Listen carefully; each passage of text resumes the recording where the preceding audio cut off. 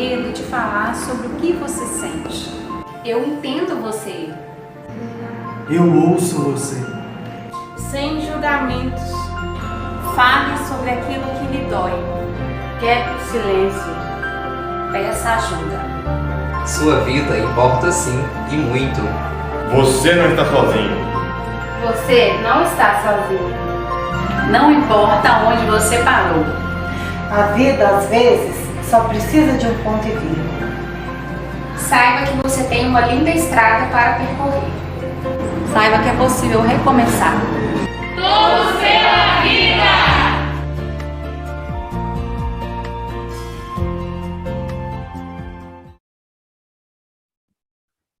Bom dia a todos. É um prazer estar hoje novamente com vocês para mais um bate-papo sobre um assunto muito importante. Estaremos falando hoje sobre a saúde mental, principalmente, né, com as nossas crianças e nossos adolescentes. Nós hoje queremos agradecer a todos que estão conosco, à Monster, aos concurseiros, toda a rede, a equipe Epitom e a todos que nos assistem. Nosso muito obrigado. Sejam bem-vindos nessa manhã para esse bate-papo. Agradecer aí a Viviane, nossa tradutora de Libras. Muito obrigada, Viviane. Obrigada, Maria Helena, psicóloga aqui na Epitom. Daqui a pouquinho eu vou passar a palavra a cada um de vocês. E a doutora Ana Peixoto, que está conosco e que vou fazer a apresentação dela também. Para nós é uma alegria estar falando hoje deste assunto com uma pessoa que tem uma grande, vasta experiência, né, no assunto que iremos tratar. E a doutora Ana Lúcia Balbino Peixoto, ela tem, como eu disse, uma vasta experiência na área. A doutora Ana é graduada em Medicina pela Escola de Medicina da Santa Casa de Misericórdia, fez especialização em Pediatria Clínica pelo Hospital de Boston, Massachusetts, especializada em crianças com necessidades especiais também em Boston, pela Associação Médica Brasileira, especializada em Pediatria, em Medicina na Adolescência, pela Sociedade Brasileira de Pediatria, fez residência médica no Instituto Fernandes Figueira. Não, é tão grande, muito grande o currículo da senhora, viu? Mestrado em Psicologia pela Universidade Federal do Espírito Santo, com um título bem bacana, que é o TDAH, né, tratando deste assunto no mestrado, e pós-graduação em psiquiatria, com título, então, de especialista em psiquiatria pela Faculdade de Ciências Biomédicas de Minas Gerais. A doutora Ana, que é psiquiatra, pediatra, né, e especialista em adolescente também, vai bater um papo conosco hoje, nessa manhã, exatamente sobre a questão da saúde mental. E Maria Helena, que é psicóloga, né, ela trabalha conosco aqui no Projeto Conviver, na coordenação do projeto. Bom dia, Maria Helena, começando com você, depois eu passo para a doutora Ana. Bom dia, Cleo. Bom dia, doutora. Bom dia, Vivi. Bom dia a todos que estão aí nos acompanhando e que nos acompanha, né? É tão bacana assim, porque a gente faz uma live e já estão perguntando qual que é a próxima, né? Então, assim, é uma satisfação imensa a gente estar junto nesse projeto e temos aí, assim, uma grande expectativa para, né, saber um pouquinho mais das questões aí psis dos nossas crianças e nossos adolescentes. Sabemos, né, no momento que a gente viveu e ainda está vivendo, né, vários conflitos, várias situações aí nos remetem a muitas dúvidas e incertezas, que acaba gerando um sofrimento. E aí é uma satisfação, né, ter a doutora Ana Lúcia com a gente, e espero que o público participe, né, envie perguntas, comentem, cliquem aí para compartilhar com os amigos, né, todos que estão nos assistindo, convida mais pessoas para participarem. Eu acho que esse evento de hoje é um evento para a família, né? Para todas as famílias, incluindo os profissionais e as nossas queridas crianças aí, que sempre estão conosco, aí, os nossos adolescentes. É um prazer aqui, Cleo. Obrigada, Maria Helena. Então, hoje, né, eu sou Cleoneide, eu estou coordenadora aqui da EPTOM. Nós vamos falar exatamente de um assunto que tem sido um assunto muito presente na nossa instituição, exatamente porque nós temos tratado, né, Maria Helena, aí, dos adolescentes, nós temos recebido famílias que têm trago esse problema recorrente mesmo, né, do adoecimento e tudo.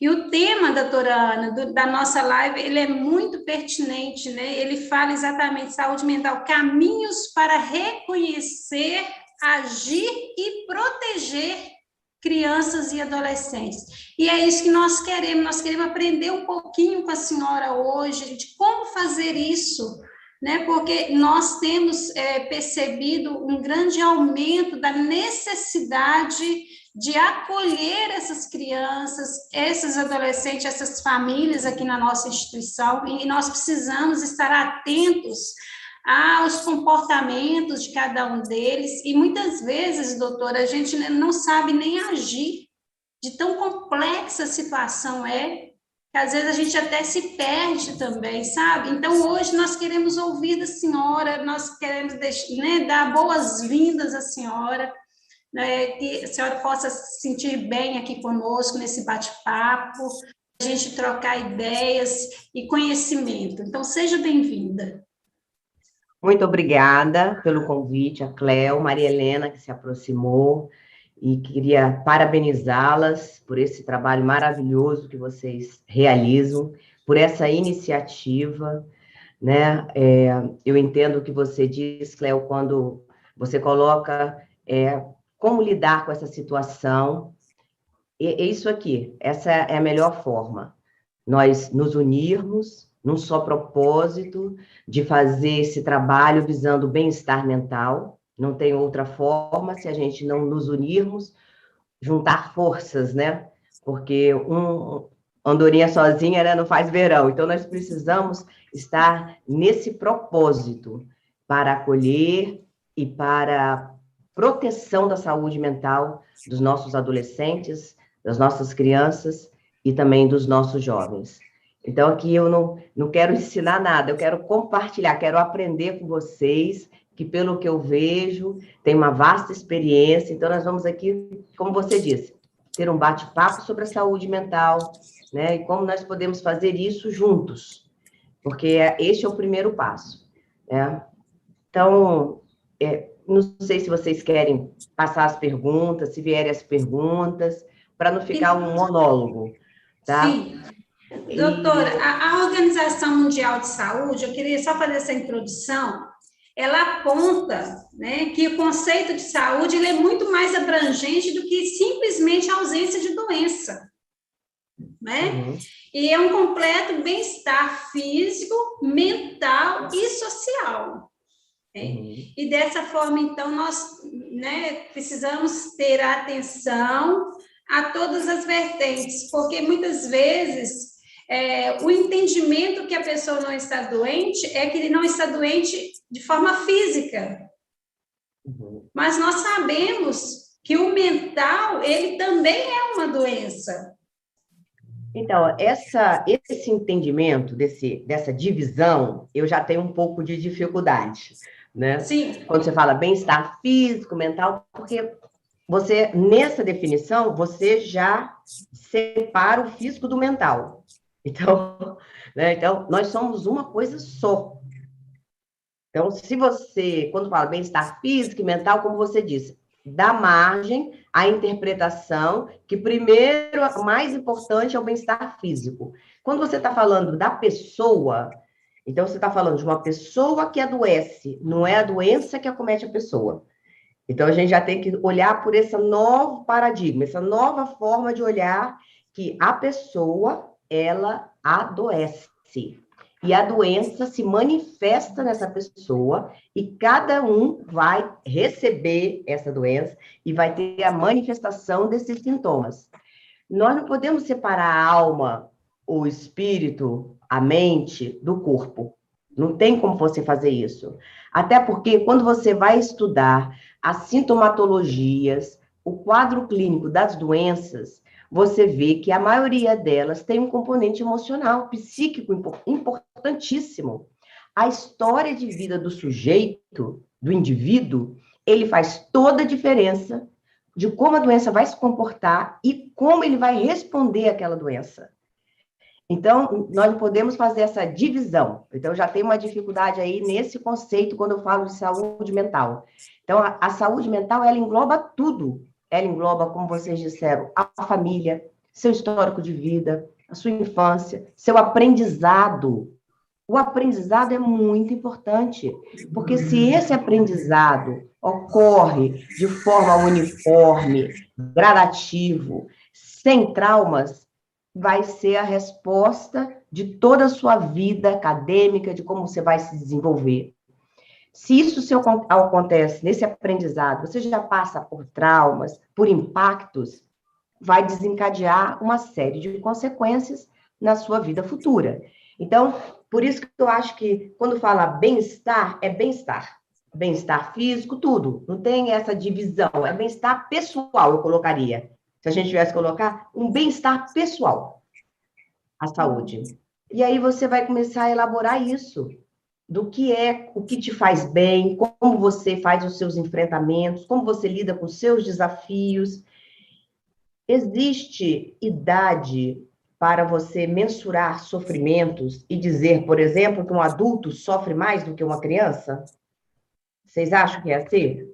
Não. De forma nenhuma. De jeito nenhum. De jeito nenhum. Então, você não pode fazer mensurações de sofrimento, nem mensuração de dor. Essa é a grande questão da psiquiatria, não é? Então, eu não mensuro dor, nem mensuro sofrimento.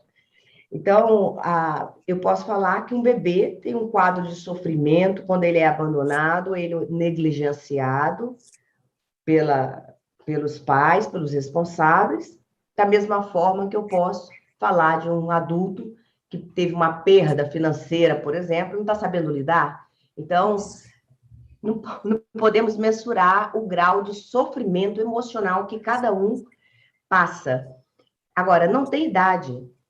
Todos passamos pelos nossos desafios, nossas batalhas, e aí eu não posso ficar comparando a minha com a sua, nem olhando do vizinho, achando que a do vizinho é maior do que o meu, ou que a minha é enorme, e aí eu não tenho estrutura para enfrentar.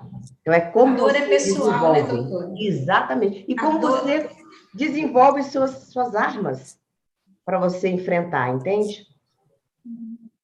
Doutora, para a gente entender, né, nós sabemos, né, que o indivíduo ele é um todo, né? Ele é um ser no meio, né? E tem as questões todas aí, físicas, emocionais, sociais, enfim. Mas, assim, para a gente esclarecer melhor, né, a gente sabe que existe uma diferença entre saúde mental e transtorno mental, né? Então, assim, eu acho interessante a gente esclarecer que aí nós vamos ficar ainda mais felizes, né? E vamos entender, porque existe ainda muito preconceito, existe ainda muita resistência, né? Ontem mesmo, conversando com uma adolescente, ela foi indicada, né, para ir para o psiquiatra passou o remédio, e aí ela estava com uma resistência em tomar esse remédio. Então, assim, porque ela, né, reclamava que não é doente mental. Então, assim, para a gente entender um pouquinho melhor, explica para a gente aí a diferença da saúde mental, do transtorno mental, né? A síndrome, esclarece para a gente, assim, vai ficar muito bacana. Vamos começar, então, que esse tema é muito importante. Uhum. É onde nós vamos mudar os nossos conceitos, tá certo? Exatamente. Por exemplo, eu atendo, né, todas as religiões, todas as pessoas, e é muito interessante como as pessoas aceitam a doença física, mas não aceitam a mental. Você pode falar com muito orgulho, o que você tem? Eu tenho diabetes. Eu tenho hipertensão, né? Eu tenho artrose. Mas o que você tem? Eu tenho depressão. Aí a depressão... Eu tenho depressão. Então, começa aí o tabu, já passa por nós, né? O preconceito. Você aceita a doença física, mas você não aceita a doença emocional. Então, já começa esse preconceito, né? E por que tem esse histórico de rejeição? Isso é um histórico, isso não é agora. Agora está muito melhor, eu tenho 38 anos de formada, né? Então, agora, os nossos conceitos e o nosso olhar já está muito mais aberto do que há 40 anos atrás. Nós temos um histórico na psiquiatria do louco, do doido, o doido de jogar pedra. Quem nunca ouviu falar, fulano é doido de jogar pedra, né? Fulano taca pedra. Então, já vem com esse histórico das instituições, das pessoas que eram diferentes ou tinham comportamentos atípicos, inadequados, elas eram institucionalizadas. Tinha os hospícios, os hospitais dos loucos. E as pessoas eram, então, separadas, segregadas. Essa realidade vem mudando desde a década de 80, quando teve todo aquele movimento né, que começou na Europa e chegou aqui no Brasil, para fechar os hospícios, fechar essas instituições, e aí essas pessoas começaram a ter uma inserção, uma inclusão na sociedade. Então, isso é uma história muito recente dos pacientes mentais estarem no nosso meio. E daí as pessoas começaram a perceber, peraí, eu também tenho alguns sintomas, e se eu falar, será que vão me colocar no hospital de doido? Será que eu vou ser louca para me institucionalizar? Então, já começou aí a preocupação e os conceitos e preconceitos em relação à saúde mental. Só que é uma coisa que não pode ficar mais entre quatro paredes, né? As pessoas sofrem, abandonam o emprego, né? O sofrimento muito grande, e aí a gente vem falando sobre esses tabus, alguns conceitos de que você fica melhor se você não se medicar, remédios vão te dopar, remédios vão te sedar, não é? Então, essa série de preconceitos vem acompanhando a saúde mental para você chegar hoje, quando você fala ainda que você precisa fazer um acompanhamento psicológico, acompanhar com o psiquiatra, a pessoa remete a esse conceito antigo de que eu sou louca, então eu não preciso. Você está falando que eu sou doida? Você está falando que eu estou precisando de psicólogo, psiquiatra. Então você está assinando que eu sou doida. Não é verdade? Então, aí volta aquele conceito de excludente, eu estou sendo excluída, como se eu tivesse uma doença contagiosa. Há uma diferença entre o transtorno, doença e saúde mental. A saúde mental é a sua preservação, o que você faz para se você manter bem emocionalmente. O que você faz? Aí essa é a pergunta. O que nós fazemos para nos manter bem, nos preservar? Nós ficamos no celular 12 horas por dia? Será que isso é preservar a nossa saúde mental?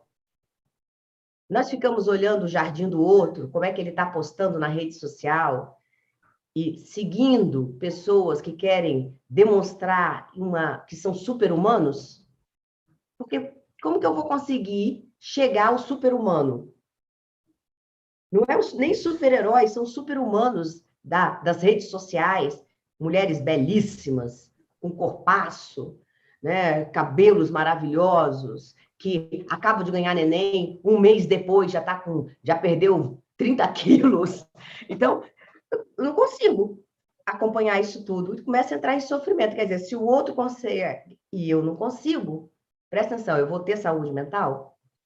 Mas se a minha saúde mental está fundamentada nos meus conceitos éticos, no que eu quero para mim e para o outro, as minhas conquistas, meus objetivos, as minhas metas, viver bem e fazer bem, porque não é só viver bem, né? A gente tem que viver bem e fazer bem ao outro. Então, aí eu vou construindo a minha saúde mental, porque não passa só pelo meu bem-estar, Por isso que eu questiono, o bem-estar não é só o meu. Não adianta eu estar bem e todo mundo ao meu redor estar mal. Então, o bem-estar é essa construção, esse entendimento, né? Quando a gente fala de saúde mental, é essa construção do bem-estar para mim e para o outro. O adoecimento... Oi. Não, pode continuar. Tem a doença e o transtorno. A doença mental, eu posso estar doente, mas eu não preciso ter um transtorno. Eu posso estar teve uma perda agora, eu terminei um namoro, eu era apaixonado por esse cara, e aí eu estou muito triste, não estou conseguindo sair, desenvolver um luto que eu não estou conseguindo superar. Então, minha mente está abatida, eu estou doente, estou agora me sentindo rebaixada, preciso de uma ajuda. Pandemia, isolamento social é a grande prova. Eu estou com estresse pós-trauma, eu estou com dificuldade em enfrentar esse momento de retorno às minhas atividades, estou doente. Eu tenho um transtorno, eu nasci com um transtorno, uma marca na minha vida. É um transtorno. Eu nasci com um transtorno do espectro esquizofrênico. Eu já tenho uma marca. Eu preciso tratar? Sim, mas são duas coisas diferentes. Eu estou doente, mas eu tenho um transtorno mental. Então, lógico, tem toda doença, tem o leve, o moderado e o grave. Então, são tratamentos diferentes, né? Até postei isso sobre depressão, que é muito comum a pessoa falar, eu vivo deprimida. Tem alguma coisa errada nesse diagnóstico. O grande problema da saúde mental, da psiquiatria, é isso. É o diagnóstico correto, a fase clínica que você está e o tratamento que você precisa. Senão, você vai continuar doente. As doenças, gente, elas têm a mesma evolução.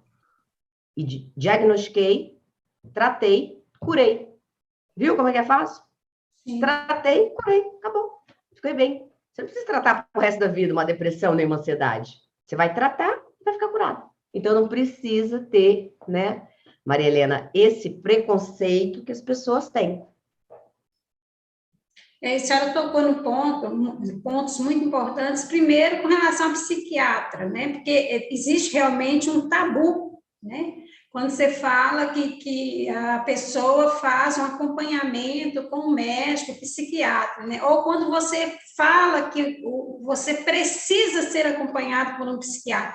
Existe realmente um tabu nessa questão, porque eles remetem a isso que a senhora disse, né? Ah, não, eu sou louco, então. Então, existe realmente esse tabu. Infelizmente, ainda existe. Né? A gente percebe isso aqui quando a gente vai, né, tratar, conversar com o adolescente, com as famílias, a gente ainda tem essa resistência por parte da família ou mesmo do adolescente em ser acompanhado por um profissional da psiquiatria em decorrência de alguma situação. Então, é uma grande verdade que a gente vivencia isso aqui, sabe, doutora Ana?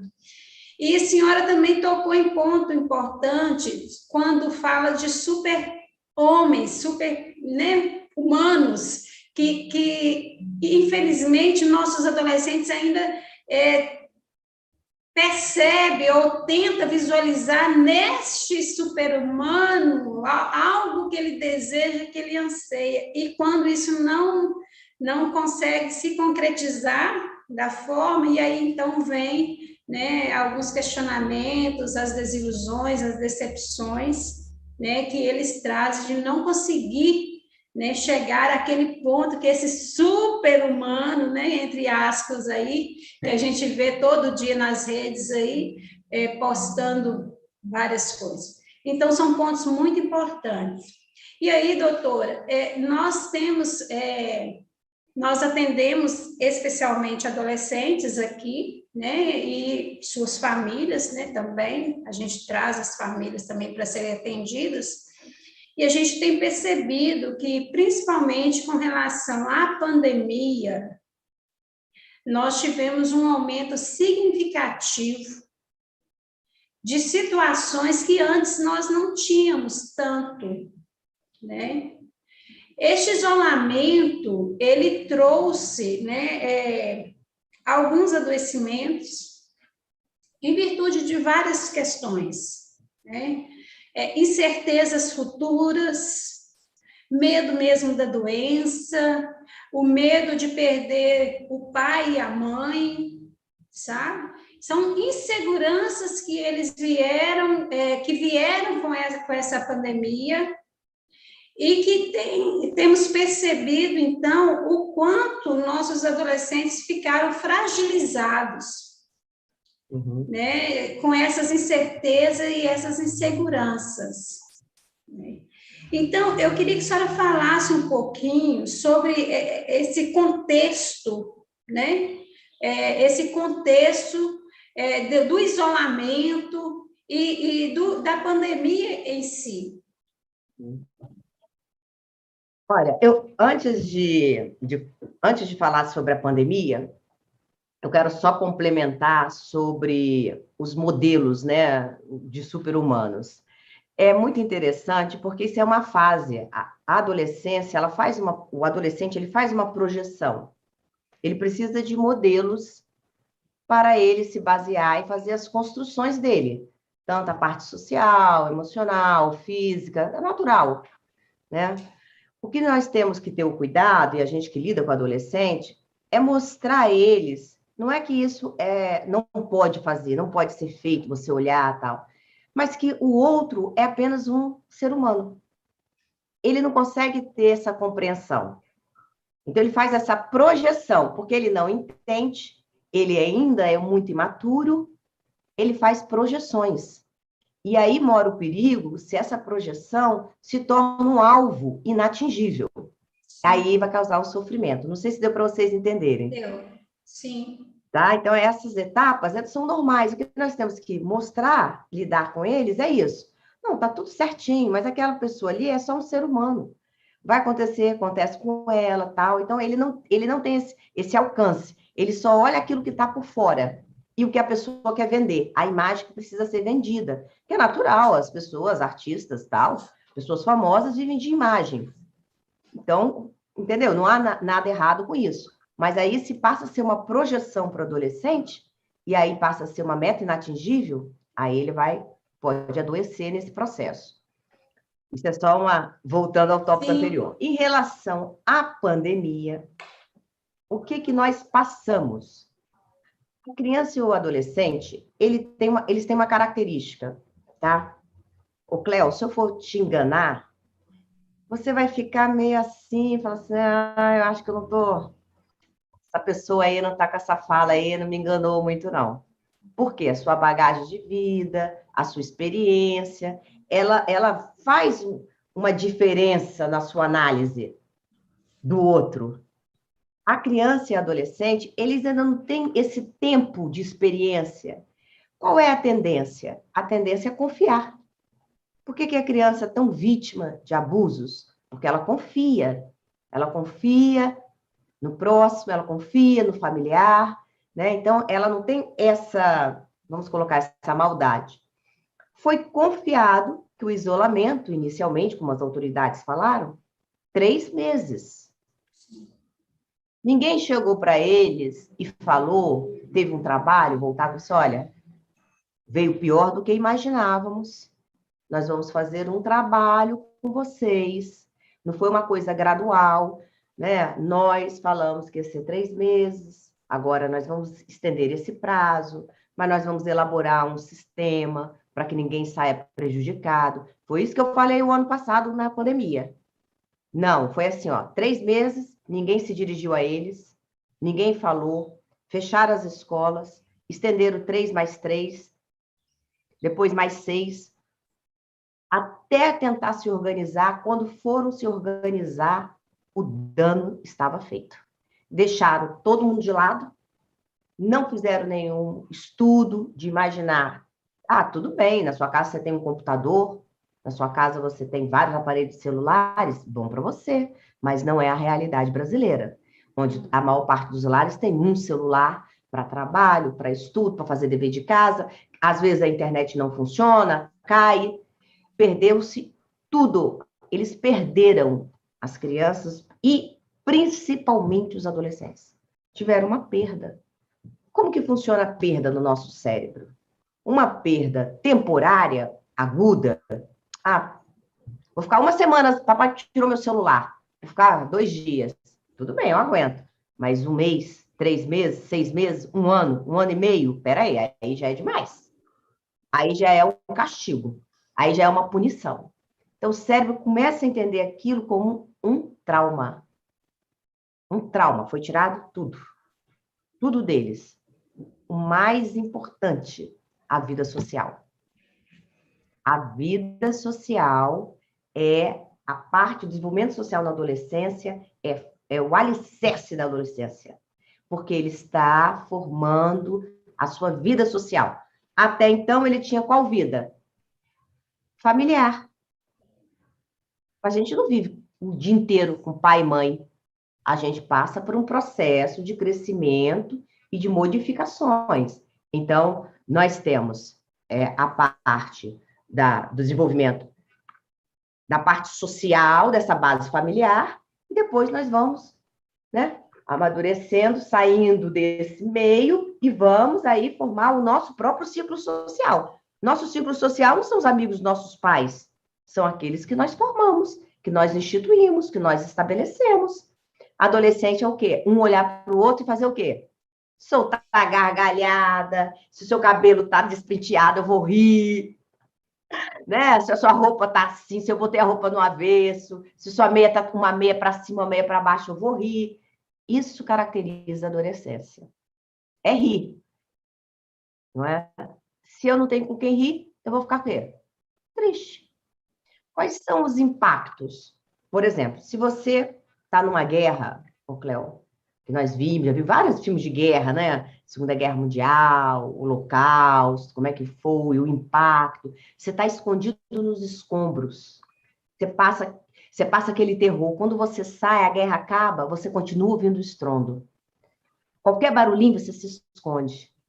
Então, é como a mente funciona. Foi causado um trauma. Perdas. Ah, mas eu não perdi ninguém. Bom para você também. Mas a maioria perdeu. Ah, não perdi pai e mãe, mas eu perdi tios, eu perdi avós, eu perdi amigos. Então, nós vamos colocar que não foi um luto individual, foi um luto quase que coletivo, minha gente. Foi. Não perdi ninguém, mas a minha família, meu vizinho, foi toda. Sim. Então, como se você está aqui, Cléo, você voltou a trabalhar, Maria Helena, Vivi, estamos aqui. Não é? Porque a gente já tinha um conhecimento, já tinha um fundamento. Agora, quem não tem isso? Quem não tem essa base como adolescente? Ele está firmado em quê? No medo, a ansiedade que ele desenvolveu, de sair, né? O adolescente tem uma fobia, vocês sabiam, específica da adolescência, assim, que é muito característico, que é a fobia a desastres ecológicos. Não sei se vocês sabem disso. Adolescente tem medo de ser... Tem. É uma fobia específica. Ele tem a ansiedade da separação, onde ele já tem medo de sair de casa, com medo de retornar e os pais não estarem mais. Perda parental, eles têm essa fobia. Eles têm fobia muito frequente a sangue, hemofobia. Eles têm fobia muito de meio ambiente. Tipo, vai acontecer uma catástrofe, vai acontecer isso. Ah, eu vou ser sequestrada. Adolescente, às vezes, tem medo de sair e ser sequestrado. Ou de ser assaltado. São característicos dessa idade. Agora, se ele já tem uma fobia, e essa fobia se concretiza, imagine isso na mente. Percebe? Porque eu posso ter, eu fui assaltada agora, ameaça de assalto. Lógico, toda pessoa que chega com aquelas características, eu me recuo quando eu estou na rua. Então, não fiz um estresse pós-traumático, mas eu fiquei com anseio quando a pessoa, naquelas características, se aproxima de mim. Mas eu sei que aquilo ali não aconteceu nada, tal. Você acaba passando o tempo, você superando. Mas quando eu tenho uma fobia, eu nunca tive uma fobia de ser assaltada, eu fui assaltada. Agora, se eu já tenho uma fobia, vamos supor, sei lá, eu tenho medo de aranha, e eu entro numa casa cheia de aranha, como é que eu vou ficar? Bem ou mal? Muito mal. Muito mal. Se eu já tenho fobia a desastres do meio ambiente, e acontece uma pandemia, como é que eu fiquei? Então, doutora, é isso que eu estou pensando aqui, porque, assim, na realidade, assim, para mim é novo, né? Eles, então, estão passando pela fobia da perda dos pais, que a senhora falou primeiro aí, né? Porque foi realmente uma realidade muito na pele mesmo, que todos nós passamos. Eu também fiquei com essa fobia de perder meus pais, entendeu? Então, assim, eles, então, já trazem isso com eles, pela faixa etária, pela idade, e pelo meio ambiente, que é a questão do vírus, novo para todo mundo, então, para eles, teve um peso muito maior, né? Teve um peso maior, Cléo, até porque falava assim, ninguém conhece esse vírus, ninguém sabe do vírus. Quer dizer, se o adulto, que é responsável de me proteger e me acolher, não sabe, imagina eu que não sei nada. Sim. Depois, um gosta de vacina, o outro não gosta de vacina. Depois, brigas. Sim. Depois, influências políticas. Sim. É assim, é uma coisa descabida. Entendeu? Imagina o impacto disso nessa faixa etária. Aí cabe agora quem resolver? A gente. Sim. Tentar, né? Porque eles agora, as autoridades, simplesmente, tchau e bênção, vocês voltam às aulas e vocês se viram. Então, ontem mesmo eu até comentei com uma técnica nossa aqui, porque ontem, por incrível que pareça, doutora, nós tivemos várias situações aqui na instituição ontem que a gente, né, nós não esperávamos, e todas elas envolvendo essa questão da saúde mesmo, do adoecimento mental e tudo. E aí eu até comentei ontem com a técnica, falei assim, olha, estou aqui há muitos anos na instituição, eu nunca presenciei tantas situações como as que nós estamos passando atualmente. São muitas situações graves mesmo, sabe? E por isso que eu falei no início, porque às vezes, a gente não consegue nem saber como resolver, doutora. Porque, assim... Isso é um nó, né? Deu um nó no novelo, né? E muito graves. E aí nós temos que começar a fazer equiparar, sabe? Fazer uma adequação nos serviços de saúde mental, que não são muitos, diga-se de passagem. Sim. O acesso já era um entrave à saúde mental, pelo número de profissionais envolvidos. Sempre foi uma coisa mais restrita à saúde mental, e, como eu te disse, é novo. Essa abertura, né, que escancarou agora na pandemia, é novo, tudo é novo. E nós não temos serviços capacitados, né? Agora, com isso aqui que a gente está fazendo, é novo. Você está em um lugar, eu estou em outro.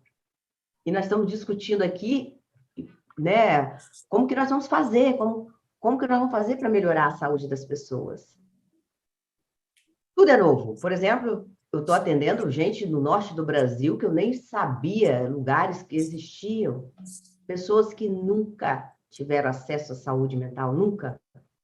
Então, o negócio, né, nós vamos precisar ver isso, trabalhar, montar uma rede de apoio. O que nós precisamos é uma rede de apoio. Isso que nós estamos fazendo aqui, chamar serviços, Secretaria da Cultura, Secretaria do Esporte, montar serviços que vão possibilitar minimizar esses impactos.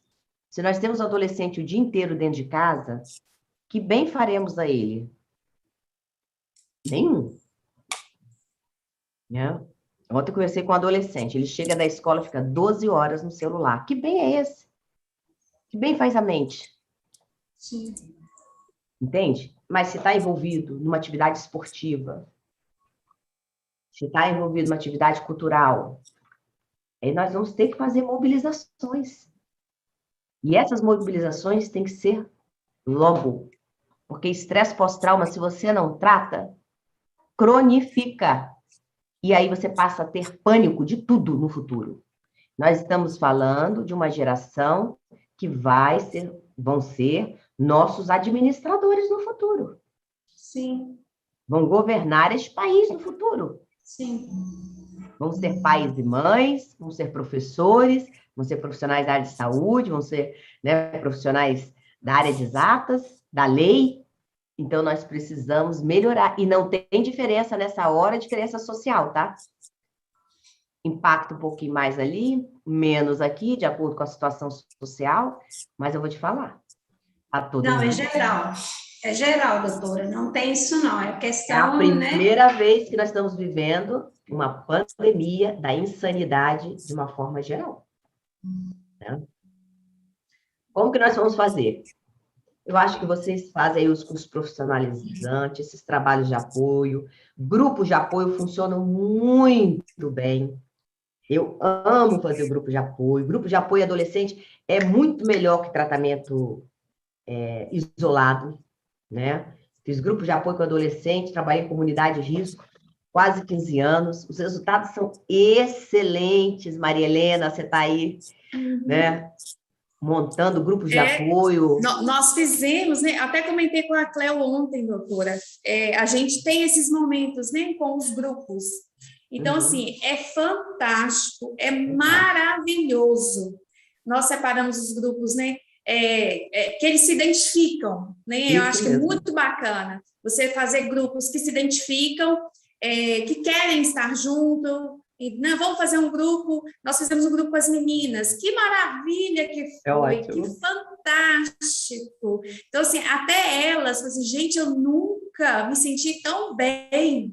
Porque nem ficaram à vontade, discutiram, fizeram perguntas, né? Então, assim, coisas que eles essa questão do super-humano, eles nos veem também como super-humanos, né? Então, assim, quando a gente compartilha, nossa, professora, todo mundo chama de professora, nossa, você também passa por isso? Então, assim, olha que bacana, né? A gente aproxima, a gente se curte, a gente fica ali em comunhão. Eu acho isso, né, em comum união. É muito bacana, é maravilhoso.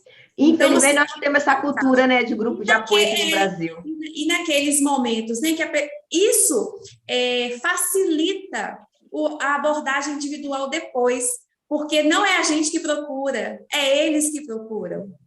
Né? Então, é muito bacana. O momento em grupo facilita, porque eles se sentem à vontade e depois procura a gente em particular para resolver alguma questão, né, que ele não quis abordar ali na frente de todos.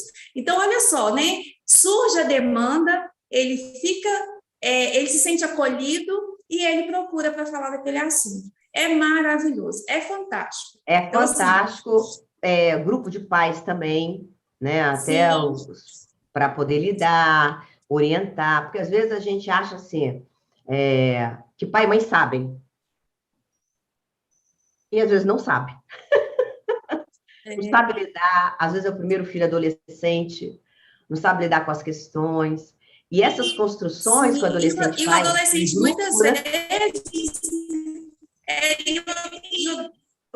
muitas vezes, vai procurar... Nesse momento que a gente está vivendo, estamos todos, né? Com muita dificuldade, muitas vezes, de ouvir. Até dentro da nossa família mesmo, né? Então, assim, aí às vezes o adolescente vai e aquele pai, aquela mãe, aquele familiar não está preparado também. Então, esse apoio à família é muito importante também para, né, dar oportunidade. Eu acho muito importante a oportunidade da fala. É muito, muito importante. Fundamental, Maria Helena. Porque você só vai saber o que está acontecendo com outros se você ouvir. Sim. Exatamente. Então, doutora, eu estou aqui com alguns comentários, eu queria só ir aproveitando, já ir falando, nós estamos com algumas pessoas participando e fazendo alguns comentários, né? Agradecer aí a equipe de Tom, os concurseiros da Monster que estão conosco, a Sueli de Belo Horizonte, Vanete de Barbacena, Henrique de Pernambuco, Arco Verde de Pernambuco, e aí a Sueli, que é de Belo Horizonte, ela fez algumas colocações aqui, eu vou ler o que ela colocou. É preciso que o profissional da saúde trabalhe com o indivíduo, que receberá o diagnóstico, já que a fala do psicólogo ou psiquiatra traz um transtorno muito deprimente para a pessoa que recebe, causando, assim, a resistência ao tratamento. É necessário estudar como essa fala de profissional desenvolve no cognitivo das pessoas para que elas aceitem o acompanhamento e possam ser tratadas sem resistência. Quais os sintomas que as pessoas sentem e que possa levar ela ao alerta de um início de depressão? Bom, aí nós temos duas situações. É a Sueli, né? Isso. Aí nós temos duas situações, Sueli. A forma que chegou esse diagnóstico, aí é de profissional para profissional, né? Nós não podemos generalizar, falando que todo profissional fala de forma que cria uma resistência, né? Aí é a formação profissional, a sensibilidade do profissional que você está buscando. Tem gente de tudo quanto é jeito no mercado, isso é natural. Tem professor, tem psicólogo, tem engenheiro, tem todos os profissionais, tem aqueles que você se identifica e tem aqueles que você não se identifica, né? A resistência talvez venha dessa forma como chegou a notícia, esse diagnóstico até você. E a doença, nenhuma doença é bom você receber qualquer diagnóstico sobre ela e que você está doente, essa que é a realidade. Então, o impacto dessa notícia vai também depender de como você está para recebê-la, não é isso? Sim. Então, essa é uma questão que eu concordo que precisa ter uma sensibilização, uma sensibilidade maior, né, de você abordar este assunto, e principalmente quando você está lidando com pais, né, a Maria Helena colocou, de como você vai dar essa notícia que um filho não está bem, né, emocionalmente. Os indícios de depressão, aí nós estamos falando, como eu disse, vamos falar de forma geral, sem pensar em sem botar as fases, né? A depressão, você tem uma apatia, começa assim, uma apatia, uma fadiga, você tem vontade nem de levantar da cama, levantar da cama já é um esforço muito grande, não é um cansaço, é fadiga, diferente de cansaço. Desinteresse, começa a ficar com o humor rebaixado, dificuldade mais para sentir alegria, um choro fácil, qualquer coisa você chora, tendências a se isolar, insônia, passa a ter alterações no seu ciclo do sono, alterações no apetite, tanto para mais como para menos. Você passa a ter irritabilidade, agressividade, porque você não sabe o que está acontecendo. Tá? Então, esses são os indícios de um quadro depressivo. Isso é o geral, tá, Sueli? Porque, assim, como eu disse, cada indivíduo vai sofrer de uma forma. Então, eu não gosto de falar da doença, eu gosto de falar do indivíduo doente. Porque você pode ter uma criança com um quadro depressivo e ter um comportamento. Um adolescente com outro, uma adulta, uma mulher com determinados sintomas, e o homem, que é muito comum ter um comportamento diferenciado. Você percebe claramente o homem depressivo. Eu vejo na rua um monte, e eu tenho 100% de certeza que nenhum deles se trata pelo comportamento que eles apresentam, né? Uma coisa que é muito pouco falada é a depressão no homem, né? Precisa urgente, porque um homem deprimido dentro de casa, com alto grau de irritabilidade e agressividade, vai trazer sérias repercussões a essa família, tá? Então, assim, é como o doente se comporta com a doença, e não como a doença se instala no doente. Doutora, fala um pouquinho, só rapidamente, porque, assim, quando uma pessoa ela está muito triste, né, está com essas dificuldades todas que a senhora falou aí, a gente associa, né, a depressão. Mas a gente sabe que existe o depressivo que sorri, né? A gente sabe que existe aquela pessoa que está sempre alegre, sempre disposta, mas que, hora ou outra, também tem essas dificuldades né, que a gente sabe, são questões, não vamos dizer assim, clinicamente falando, nós sabemos que a gente precisa dos neurotransmissores, né, para se comunicar, para responder, para a gente ter todas as ações. Mas a gente sabe e a gente vê notícias, mas fulano estava tão bem e de repente ele, né, aparece a notícia de que ele teve alguma atitude, né, contra ele. Como que um familiar ele pode aí pensar, olha, ajudar? É muito comum a pessoa, por exemplo, eu falei bastante, né, e falo bastante sobre suicídio. Cuidado mesmo. Falo bastante sobre suicídio, por quê? A pessoa assume que toda pessoa que tem ideação suicida, ela é depressiva, e não é. Tá? Você pode estar passando agora, você não precisa ser um depressivo para suicidar, gente. Isso tem que ser desvinculado ao suicídio. Eu posso estar muito bem, mas tive uma perda, eu não estou sabendo lidar com essa perda. Minha solução é o pensamento de morte. Eu não era depressivo, mas eu tive uma situação de desesperança que me desestruturou, e aí eu começo a pensar na morte, tá certo? Em relação... eu estou muito bem, quer dizer, é isso que eu falei, a depressão são fases, são estágios, tá certo? Não é toda depressão que é grave, e nem toda depressão é transtorno depressivo, é diferente. Eu posso estar agora com uma depressão, por exemplo, vamos colocar aqui a menopausa. A menopausa não é um transtorno. A pessoa que está na menopausa não está com transtorno depressivo. Ela está depressiva por uma alteração hormonal. Você vai tratar, vai associar, vai informá-la disso, que é um tempo que ela vai usar aqueles medicamentos, depois ela vai abandonar, vai se curar, enfim. Por isso que é tão importante buscar, né, ajuda para conhecer, né, e saber que aquilo ali é uma fase. Vai, né, tendo os cuidados direitinho, vai passar e vai vir a tão... Uma doença, ela tem cura. Toda doença. Entendeu? Vamos colocar aqui uma hipertensão. Que a maioria dos, né, uma doença mais comum que todo mundo conhece. Você foi diagnosticada com 30 anos com depressão, com hipertensão. Então, vamos botar, poxa, você é um sujeito novo, tá hipertenso. Meu amigo, não é só porque você nasceu, alguém da sua família teve hipertensão. Vamos procurar seus hábitos de vida? Sedentarismo, inadequação na alimentação, não consegue seguir uma rotina saudável.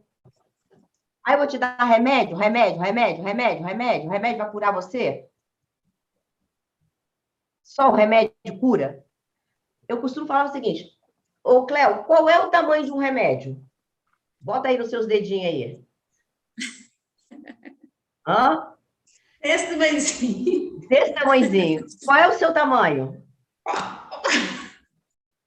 De quem é a responsabilidade maior? É minha. Desse ou desse? É minha. É proporcional. É proporcional. É proporcional. Eu estou com um problema na minha saúde mental, aí você fala, vamos fazer uma caminhada. Gente, deixa eu falar uma coisa sobre atividade física. Caminhada, atividade física, eu falo sempre para meus pacientes assim, é uma das grandes formas de ajudar quem está em sofrimento psíquico. Você libera endorfina, é real. Todos os estudos unânimes em falar dos benefícios para a saúde mental. Aí você fala, é difícil, eu não posso, eu não tenho tempo. Como hipertenso, você fala, vamos mudar essa alimentação, nossos congressos aí, a pessoa não quer, a pessoa rejeita, aí entra naquilo, no livre-arbítrio, na escolha do que você quer para a sua vida, como você moldou aquela coisa que eu falei, como você se moldou o aprendizado lá na infância. Aprendizado foi fácil para você? Isso foi de uma maneira suave? Você vai aceitar todo o aprendizado na sua vida.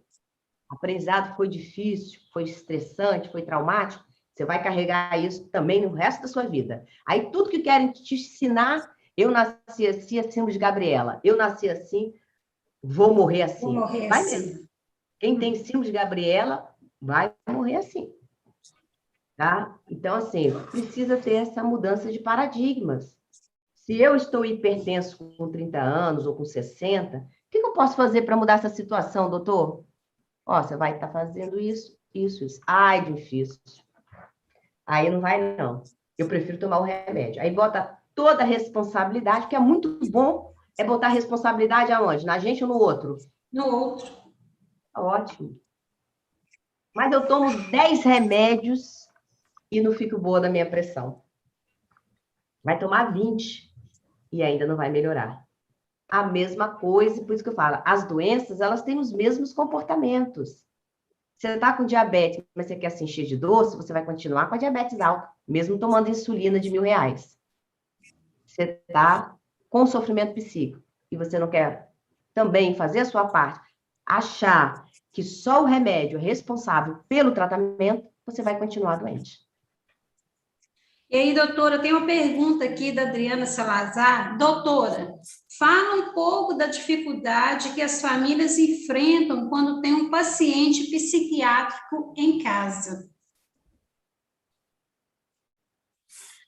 Adriana, isso é muito, muito bom você falar isso, porque não que eu seja contra o processo da psiquiatria, né, de ter acabado, né, com as instituições, mas como profissional da área de saúde, e nessa classificação que eu te disse, tem os pacientes graves, né?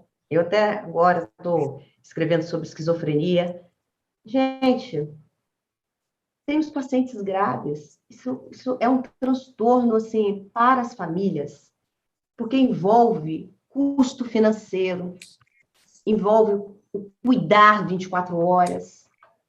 E muitas vezes essas famílias não têm essa assistência, não têm esse olhar. Então, essas famílias, Adriana, precisam de apoio, precisa do cuidado do assistente social, cuidado da psicóloga da área, cuidado da UBS, da assistência dos agentes de saúde, ir lá, fazer rodízio, ver o que precisa, porque quando você tem transtornos mentais mais graves, por exemplo, a gente vai falar aqui, gente, uma realidade hoje nas famílias, são os nossos idosos com quadros demenciais dentro de casa. Como você vai trabalhar e deixar a pessoa sozinha? Quem vai cuidar do idoso? E quais são as instituições que nós temos para botar o idoso que tem demência? Então, se tem coisas que não tenho resposta para te dar, mas que a gente pode tomar pequenos passos, que é o envolvimento da comunidade e do que a comunidade oferece, tá certo? Que é o apoio ao cuidador. Precisa de ter grupo de apoio ao cuidador. Sabia? Precisa, porque o cuidador, gente, ele precisa ser cuidado. Ele cuida 24 horas, mas ninguém cuida da saúde mental dele. A família de uns, né? Eu tenho famílias que têm 2 filhos com transtorno esquizofrênico. Não é fácil, não, o negócio. A pessoa não pode trabalhar, aí não pode ter uma renda, e se não tem renda, não consegue comprar um remédio bom. Aí vai usar o remédio que o governo dá, que às vezes tem muitos efeitos colaterais, e aí você fica assim, igual o cachorro atrás do rabo. Ainda tem situações na saúde mental que você lida sozinho, você e o paciente. É impossível. Essa é a diferença do nosso tratamento para os países do primeiro mundo. Os países do primeiro mundo, para mim, inveja, eles envolvem a comunidade, eles têm envolvimento de grupos de apoio, eles têm o apoio do governo, né? Então, tem apoio das instituições, tem residência. O que é residência? Você coloca aqueles pacientes mais graves na residência, e eles ficam lá, tem o quarto deles, tem uma supervisão. Aqui nós tiraram os hospitais psiquiátricos, fecharam as portas, pronto.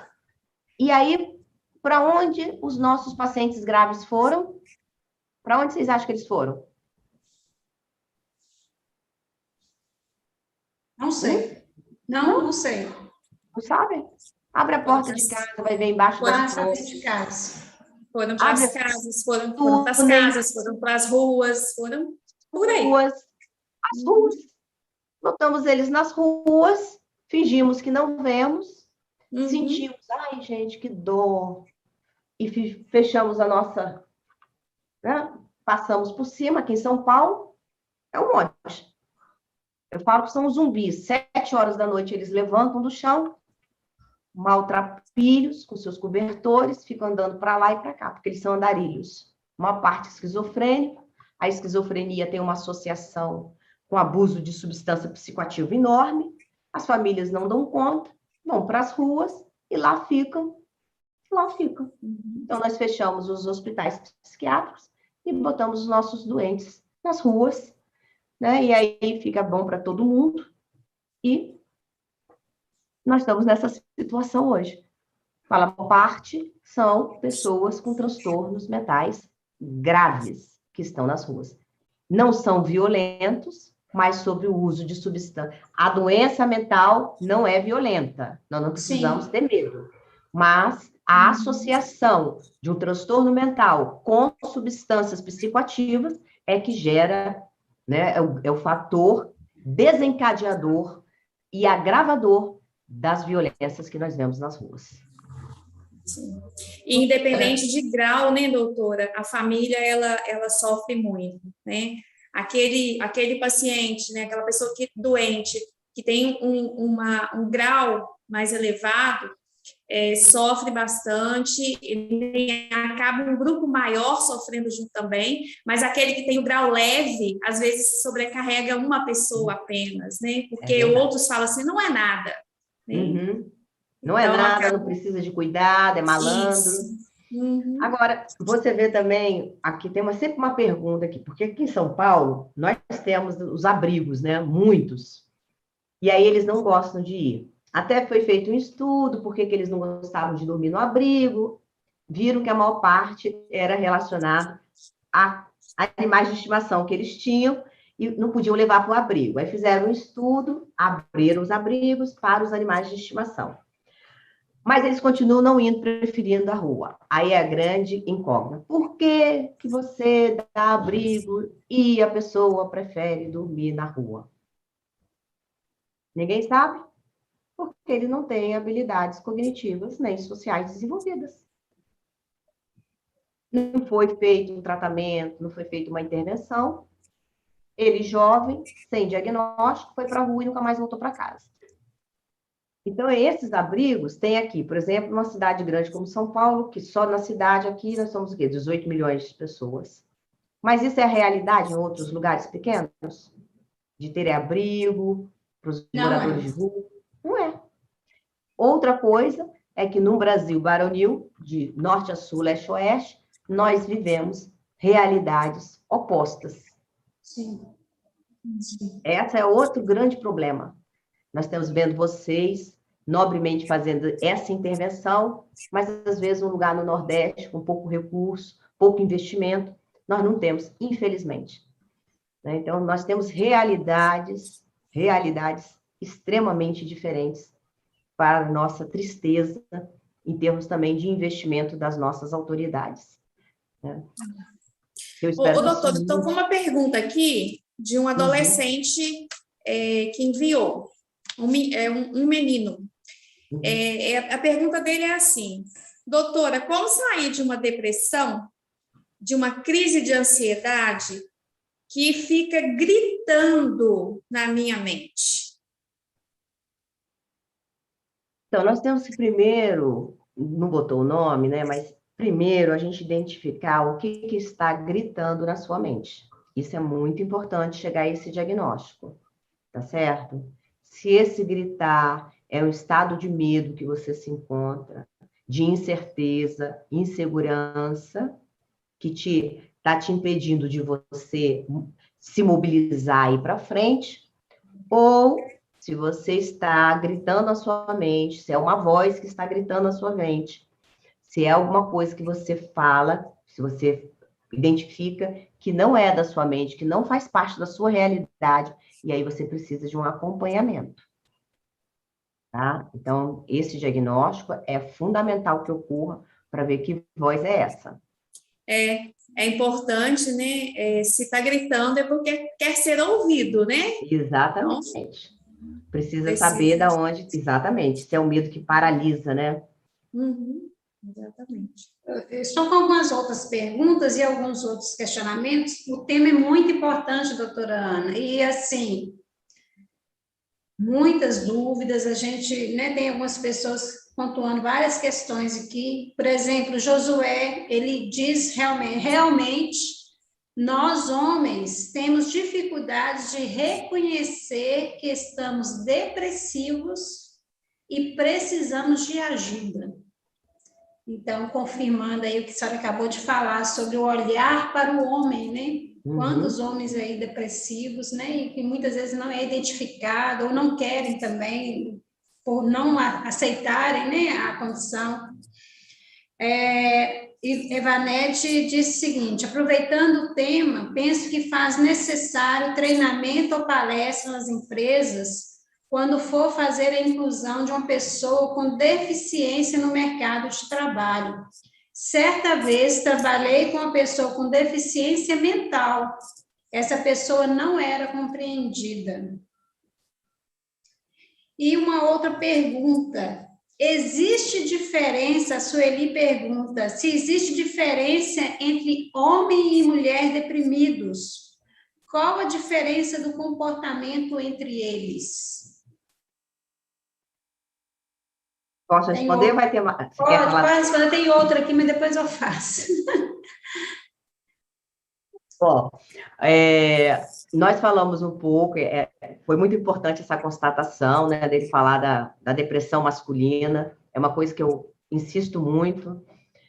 Durante todo o meu tempo de atendimento, dentro dos profissionais da área de saúde, eu sempre fui que tive maior número de pacientes homens, e eu falava, gente, é alarmante o número de homens que sofrem de depressão.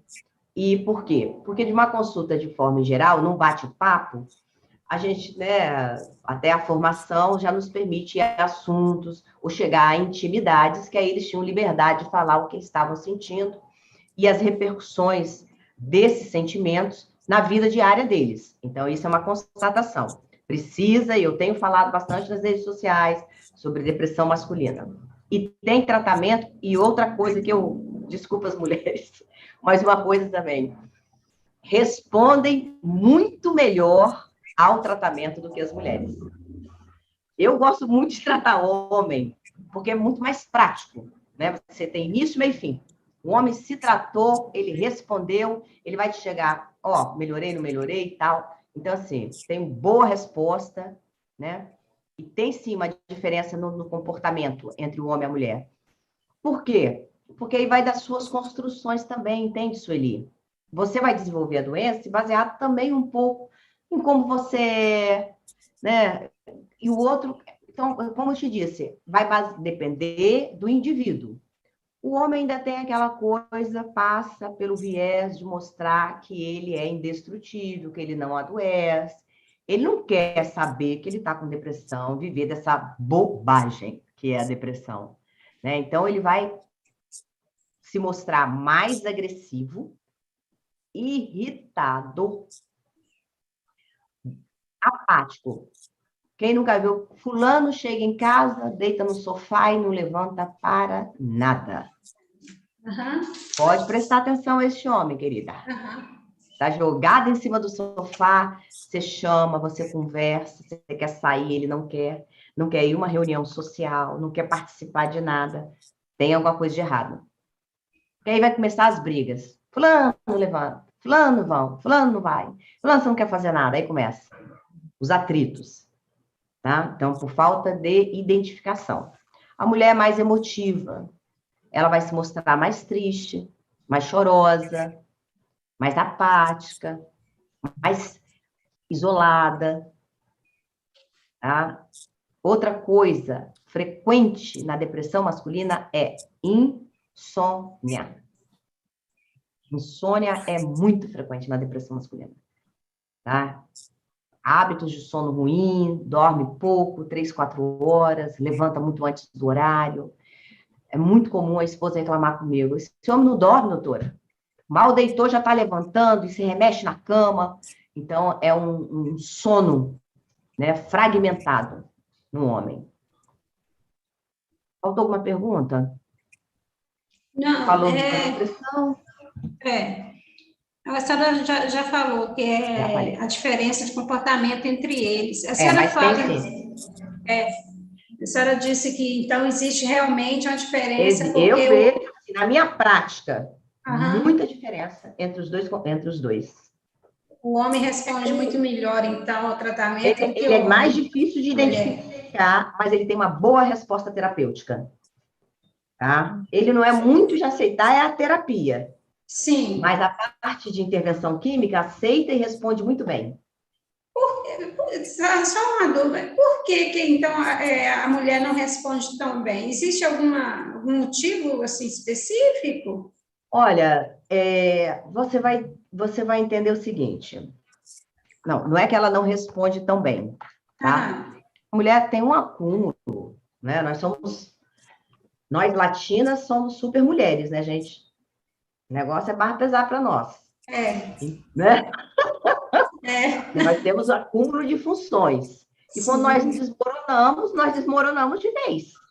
Então, nós precisamos nos reerguer do pó, né? Você tem que fazer a parte terapêutica, a parte química, né?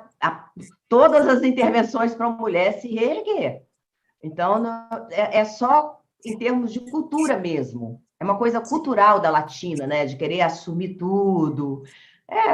Eu sou assim, você, todo mundo, nós somos assim, né? A parte familiar, a parte de querer gerenciar tudo, né? Nós somos as administradoras, né? Mas quando isso não ocorre, a gente desmorona de uma vez só. E o homem, ele tem mais um papel só de cuidar um pouco mais dele, né? Sim. Ele não é esse administrador global que nós somos. Até mesmo a questão de fazer as atividades, né? A mulher, ela consegue gerenciar várias atividades ao mesmo tempo, isso é coisa da mulher mesmo, né? E o homem já não consegue, muitas vezes, fazer tudo ao mesmo tempo. É uma coisa de cada vez no homem, isso. Menos uma ainda é melhor. Isso, exatamente. Doutora, nós temos aqui adolescentes, nós temos, né, um trabalho que é voltado também, inclusive hoje, dia 23 de setembro, é o Dia Internacional contra a Exploração Sexual e Tráfico, né, também de mulheres e crianças. E nós temos um projeto voltado exatamente para isso. E o que nós temos percebido, né, o quanto essa violência tem trazido às nossas vítimas, né, às nossas crianças, aos nossos adolescentes, uma situação de extrema vulnerabilidade que muitas vezes os impede de avançar, né? Eles ficam tão adoecidos, né, e não conseguem avançar. E é muito importante esse acompanhamento psicológico e muitas vezes até o acompanhamento psiquiátrico, porque nem sempre essas vítimas conseguem sair sozinhas dessa situação com a ajuda apenas do psicólogo, e às vezes ela precisa desse acompanhamento, né, de um profissional de psiquiatria, com a possibilidade de um medicamento também, né. Então, a gente vivencia muito isso aqui,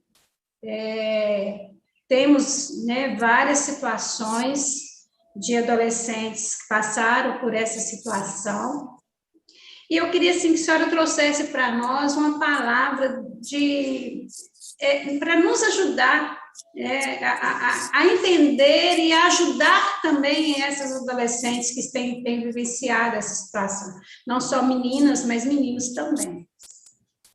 Faltou uma pergunta anterior, Cléo, que eu gostaria muito de responder, que é sobre a inclusão da pessoa com deficiência intelectual. Sim. Olha, eu não sei se vocês acompanham, né? Eu sou uma ativista, né, das pessoas com deficiência, né? Eu falo que é é a maioria das minorias, né? Sim. E que antes de ontem foi o Dia Nacional. O dia né? da luta, né? Da luta Foi dia da pessoa 21. com deficiência. Então, essa coisa que você colocou do preconceito, isso também é uma coisa educacional. Vem lá da infância. Agora, talvez essas gerações que seguem vão lidar melhor com isso por causa da inclusão escolar. Então, eles, desde novos, já estão lidando com as diferenças, né? Isso é um trabalho muito importante, que você vai colher um trabalho de educação, que você colhe o resultado depois. Sim. Não adianta dar curso de capacitação para as pessoas com deficiência e não preparar o ambiente que elas estão, ou dar funções que elas não estão aptas para realizar, tá? E isso eu vejo muito em departamentos. Quando eu vou, bato o olho, você sair com deficiência, e às vezes o coitadinho está correndo para lá e para cá, com serviços que são além da sua capacidade de execução. Então, é importante o curso de capacitação para as pessoas com deficiência, mas é importante que o trabalho seja proporcional à sua habilidade, não é? Por exemplo, uma vez no estacionamento, eu vi um menino com deficiência intelectual trabalhando lá, no estacionamento que recebia não sei quantos automóveis por hora, ele tinha que anotar as placas, ele tinha que falar... Gente, no dia seguinte, a reclamação, né, desse curso foi que o menino quis voltar. Mas tudo que você vai além da sua capacidade, você consegue enxergar. A pessoa com deficiência também, gente. Se vai além da capacidade, ela não quer passar pelo constrangimento. Tá? Então, isso é muito importante da pessoa com deficiência. É um assunto à parte, é uma discussão que nós precisamos ter à parte, né, de como fazer essa inclusão para o adolescente e adulto com deficiência. Porque a criança é muito debatida. Hoje, você abre as redes sociais, só tem autismo. Todo mundo fala sobre autismo. Mas o adolescente e o adulto têm pouca repercussão. Ainda não teve notoriedade das redes sociais como eles precisam para poder esse debate ser estabelecido. Em relação à violência, eu gostaria de fazer um alerta muito grande para os pais responsáveis. Criança, lugar de criança e adolescente não é rede social, pelo amor de Deus. Não exponha os seus filhos. Você não sabe quem está do outro lado da tela. Não permita que eles se isolem em seus quartos e fiquem horas e horas em sítios sociais, em redes sociais que você não está sabendo. Você está jogando a ovelha na boca do lobo.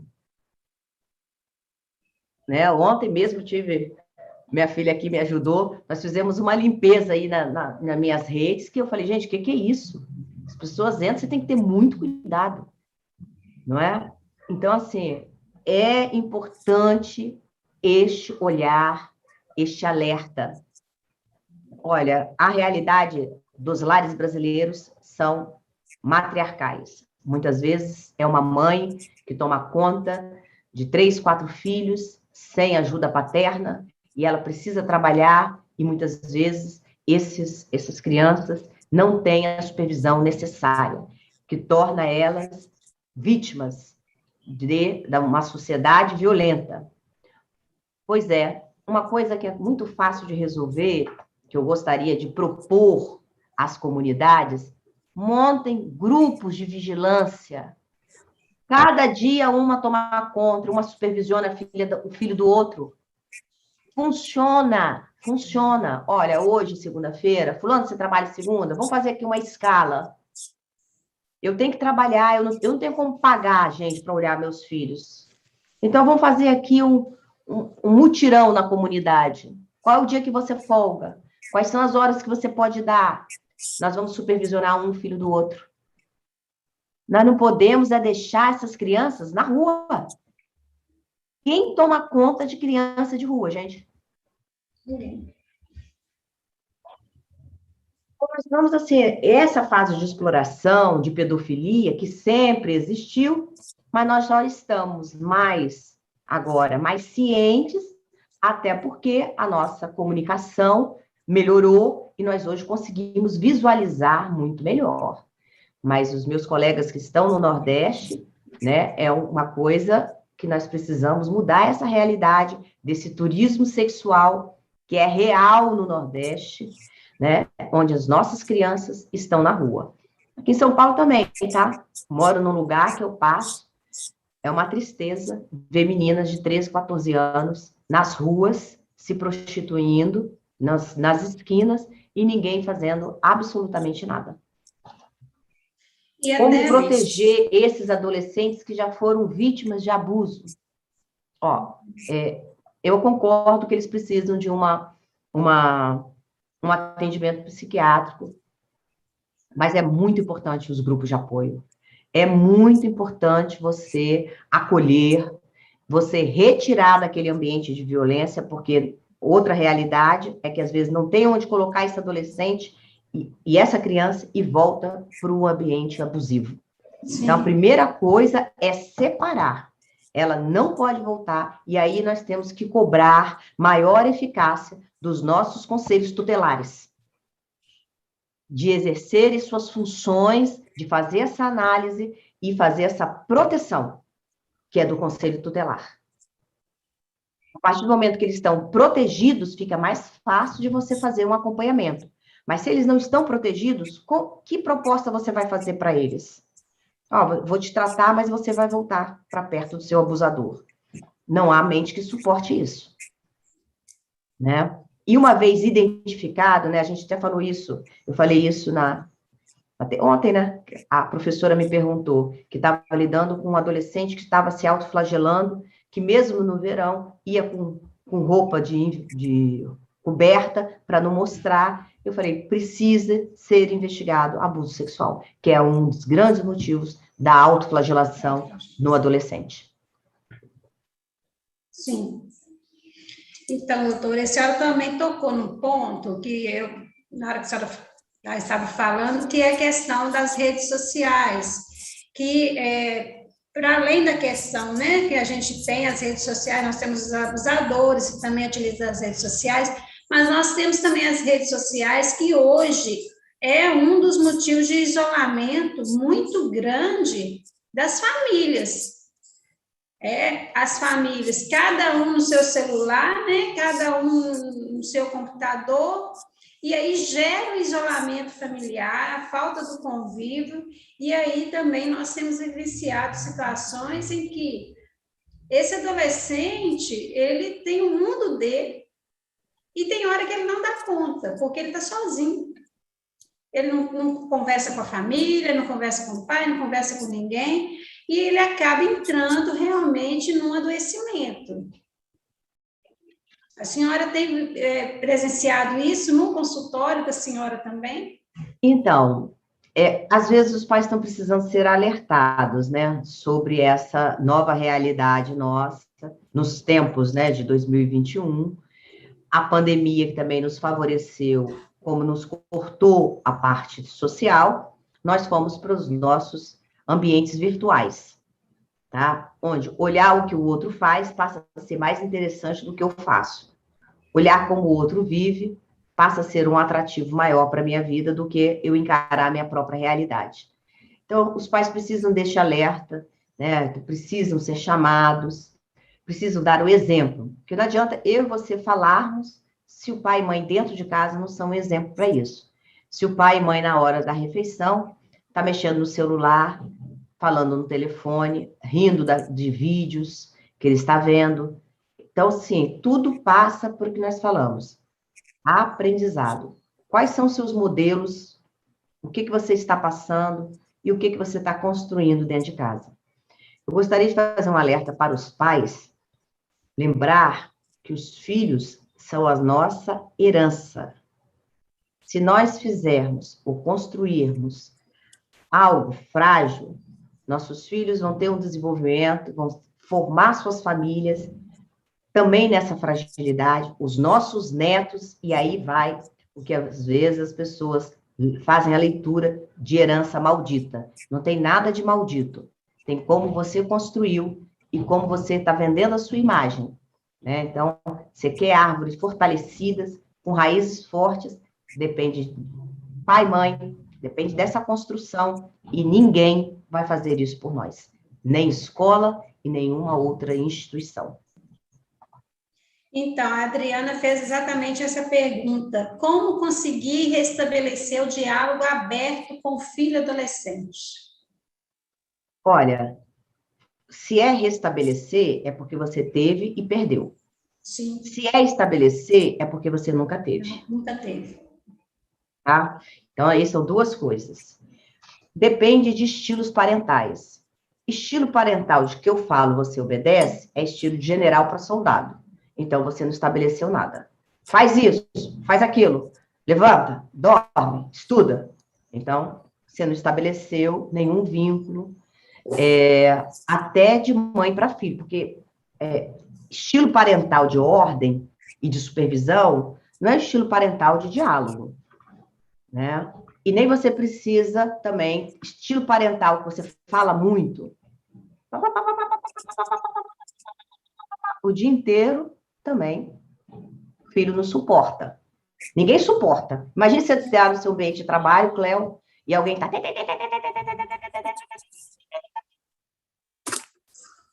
As pessoas não suportam, né? Então, aí você tem esse diálogo, o menino entrou na adolescência, então vamos colocar que você, né, que ela falou restabelecer, entendi que ela teve e perdeu. Adolescente é muito de ficar olhando para o vazio, tá? O que o adolescente está pensando, vocês sabem? Alguém sabe?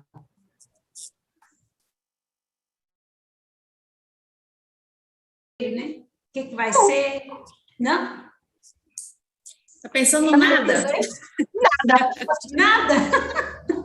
Tá pensando Nada, gente. Às vezes tá só sério, parado. Aí vem a mãe. Primeiro. E aí ele tá só pensando, né? Bate na porta e entra. Melhor, não bate na porta. Nem bate.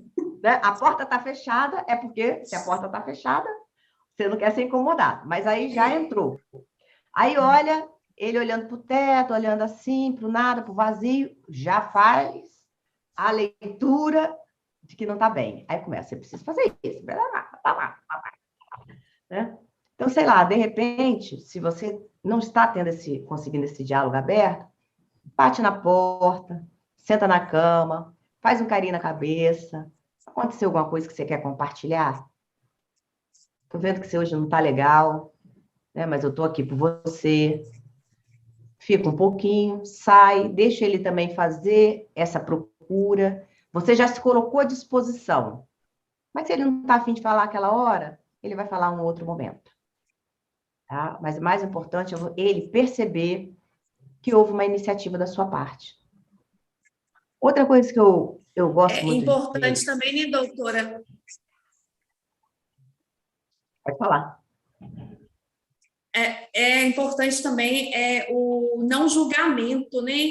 Porque talvez o adolescente ele quer falar, ele quer contar uma história, um caso que aconteceu com um amigo, enfim.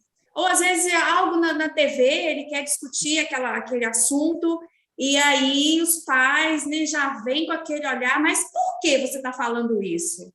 Né?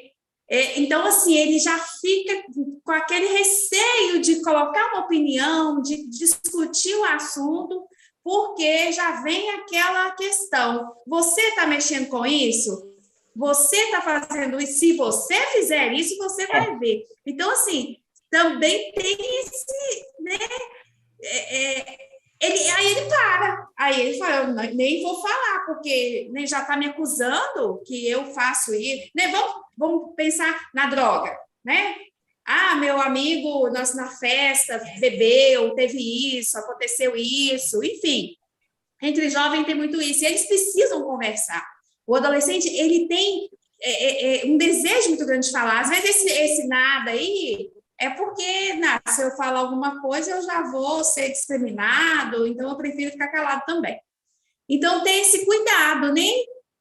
De ouvir de colher a opinião, né, e perguntar o que é que você acha disso, o que é que você pensa disso, né, como que é para você. Eu acho que essa pergunta ela é muito importante, quando o pai ou a mãe pergunta para o filho, como que é para você isso, meu filho? Qual que é a sua opinião? Isso é bacana. Do que aquele dedo apontado ali. Se você fizer desse jeito, vai ver que você já está fazendo isso, vai ver que é com você está falando que é com um amigo, né? Tem essas questões o juízo, também, né? então acaba isso se afastando. É verdade. Isso. Eu acho que essa contribuição foi super importante, acho que ela já respondeu aí também para essa mãe. Sim. A senhora ia complementar? Então, sobre a coisa do estilo parental mesmo, né? Essa coisa que a gente tem que ter um cuidado e instruir os pais. Os pais não precisam ficar com vergonha de falar que não sei, não estou sabendo lidar, né? É algo novo ter um filho adolescente, respeitar essa fase da vida, que é uma fase de construção, é uma fase de sofrimento, porque você não constrói sem sofrer, você não amadurece sem passar pelo sofrimento. Então, é a fase do apoio. E eu ia falar o seguinte, é muito comum, você sai, por exemplo, você tem filho pequeno, de, sei lá, 8, 9 anos, você vai ali no supermercado, você leva. Você vai em tal lugar, você leva. Você vai em tal lugar. Quando o filho é adolescente, você começa a largar dentro de casa. E a largar mesmo. Eu vou ali e já volto. Eu vou lá e já volto. Então, ele não passa a te acompanhar mais. Isso é um cuidado. Repara, porque cresceu, já pode ficar dentro de casa sozinho. Cresceu, leva. Vamos ao supermercado? Vamos à feira? Me ajuda aqui? Traz o adolescente. Às vezes os pais isolam e depois querem puxar a corda. Aí ele vai falar, não, gostei de ficar dentro de casa, vou ficar dentro de casa. Então, isso é muito importante. Vou sair no sábado, vou levar você comigo. Não quero, vamos sim, tal. Fica mal humor um pouquinho, mas depois aproveita. Vamos no shopping comigo? Vamos. Não quero ir pro shopping com você não, só quero com meus amigos. Vamos comigo, tal. Acaba, puxa. Não deixa a corda frouxa, não. Senão Doutora afrouxa, Ana, você não consegue mais puxar. Não, doutora Ana, mas realmente, que verdade, é isso mesmo, né? Quando é pequeno, tem que levar porque é pequeno, não tem jeito de deixar, né? E depois você passa a deixar, porque você pode ficar sozinho. Gente, doutora Ana, realmente é verdade. E depois, quando você quer, depois de uma certa idade, você já não vai conseguir mesmo, porque já é da idade dele, já acostumou a aí ele já ficar está sozinho. jovem. Isso. Ó, o tchauzinho. Tchau. Muito boa, muito bom mesmo. Olha, doutora Ana, eu queria ficar aqui a manhã inteira, até de tarde, batendo papo com a senhora. Mas eu queria, assim, a gente está caminhando para o encerramento e eu queria, assim, que a senhora trouxesse para nós uma palavra enquanto instituição, os técnicos, nós temos assistente social, psicólogo, professores, né? Eu tenho toda uma equipe que tem tentado fazer esse trabalho, né, de ter um olhar diferenciado para o adolescente, para compreender, né, as suas necessidades, e tentar encaminhá-lo de alguma forma nessas necessidades, nessas demandas. E eu queria, inclusive, já deixar uma abertura aqui com a senhora, depois a gente conversa, porque nós temos um projeto específico que nós estaremos trabalhando com os professores da rede nossa de proteção, para este olhar da criança e do adolescente, para compreender essa criança e esse adolescente. Mas isso aí eu vou tratar com a senhora depois. Eu queria deixar essa abertura já para a senhora nos ajudar, porque... Com prazer, Não, com prazer. muito obrigada. Olha, em relação à palavra que eu quero deixar, é parabéns. Vocês estão de parabéns. Se tivesse mais instituições, né, voltados a se sensibilizarem com a situação das nossas crianças e nossos adolescentes, seria ótimo, maravilhoso, seria um mundo ideal. Né? Vocês todos fazem um excelente trabalho, essa união é o que eu falei, nós sozinhos não vamos mudar realidade nenhuma, né? Quem sabe os nossos esforços não chegam até as nossas autoridades, para instituir, investir. A gente fala em investir, não é que a gente quer dinheiro, não. Sim. A gente quer tempo, a gente quer Isso. espaço, a gente quer material para trabalho, ferramentas, né? Aqui ninguém quer ficar rico de trabalhar com adolescente. Aqui nós queremos o investimento que a gente fala é nesse sentido, de recursos, ter recursos, né? Material, às vezes o material está velho, a gente não tem mais como fazer um renovo. Por isso que a palavra que eu tenho para vocês é parabéns. Vocês estão à frente, avançando, e isso é muito legal, é muito maravilhoso ver, né, como os nossos adolescentes na sua cidade, em Patinga, estão sendo cuidados, tratados pelos seus profissionais que são tão capazes, né, têm procurado o aperfeiçoamento. Então, só tenho que agradecer estar aqui com vocês, meu muito obrigado, né, foi uma honra para mim, e parabenizá-los por essa iniciativa, tá bom? Estou aberta, quando vocês precisarem, aberta a todos, só me procurar, né, Tá. a gente fazer um trabalho conjunto.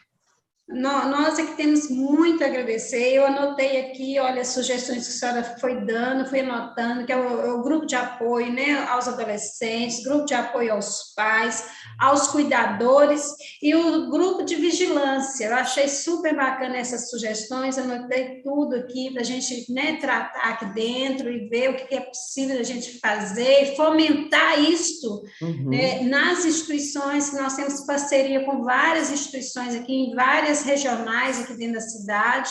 Então, de repente, a gente consegue fomentar isso nas instituições para levar para suas comunidades e, né, espalhando, então, essas ideias na nossa cidade. Como a senhora disse, nós não temos intenção de ficar rica, porque isso aqui não dá dinheiro, não. Eu sei. Vocês têm centros comunitários? Centros comunitários?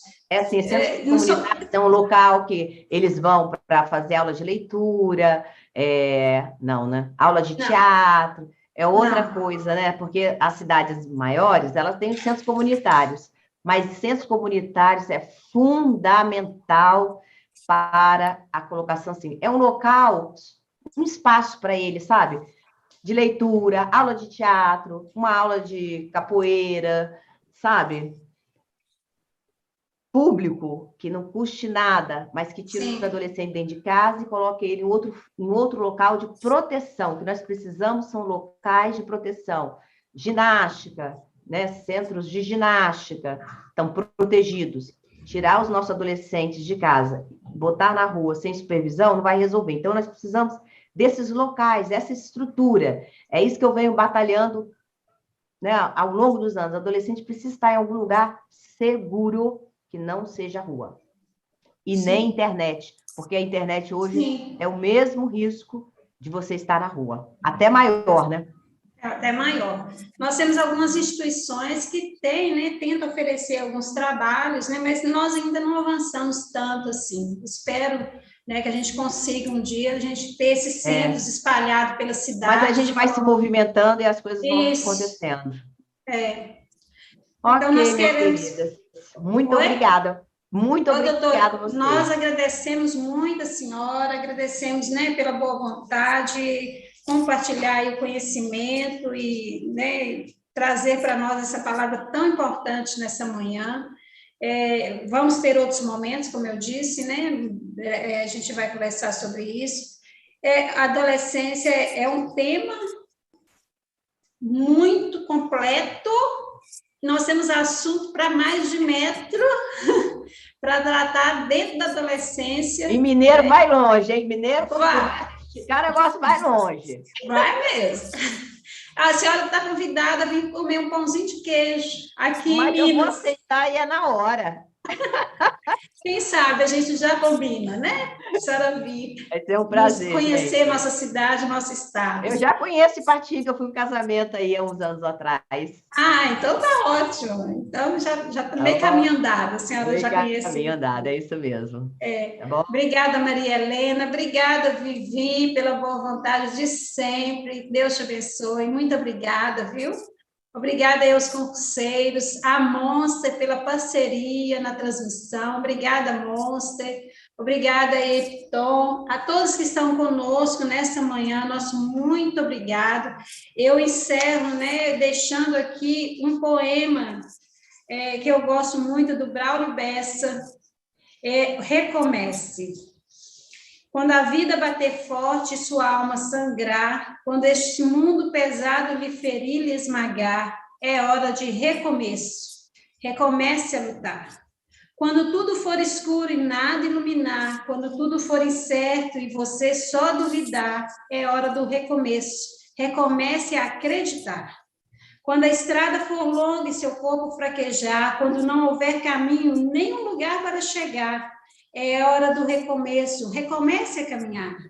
Quando o mal for evidente, o amor se ocultar, quando o peito for vazio, quando o abraço faltar, é hora do recomeço. Recomece a amar. Quando você cair e ninguém lhe amparar, quando a força do que é ruim conseguir lhe derrubar, é hora do recomeço. Recomece a levantar. Quando a falta de esperança decidir lhe açoitar, se tudo que for real for difícil suportar, é hora do recomeço. Recomece a sonhar.